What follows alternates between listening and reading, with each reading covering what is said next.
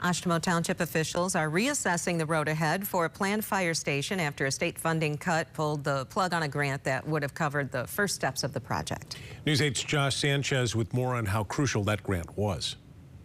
For years, Oshtemo Township leaders have been looking to replace Station 1 with a whole new facility.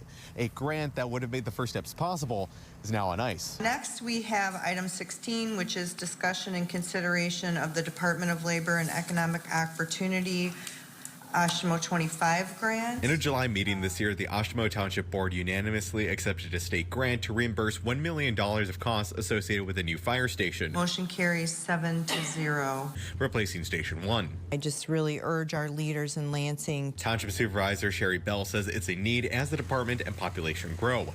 The grant was an initial first step in redoing the facility study that would determine the needs for Station 1, and the remainder would help find and secure the land. We are today here to review the recommendation from the State Budget Office. The grant was part of $644 million of unspent money the Michigan House Appropriations Committee voted to claw back last week.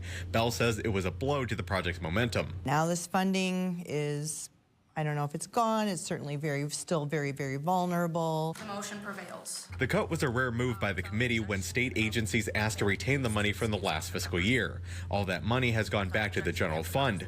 House Speaker Republican State Representative Matt Hall previously told News 8 that the money would come back if the initial use was considered appropriate. The Oshtemo grant was spearheaded by then Democratic State Representative Christine Morse and supported by Democratic State Senator Sean McCann. It's almost sort of mean and retaliatory for pulling the rug out from really important agreed upon projects that were passed as part of the regular budget negotiations. In a statement to News 8, Speaker Hall blamed Democrats for fraud, waste, and abuse in previous budgets. In part, it said, "We needed to stop the millions in pork spending and secret slush funds pushed by lobbyists and radical left special interests. Taxpayers deserve to know someone is protecting their hard-earned dollars." Bell disagrees with the characterization.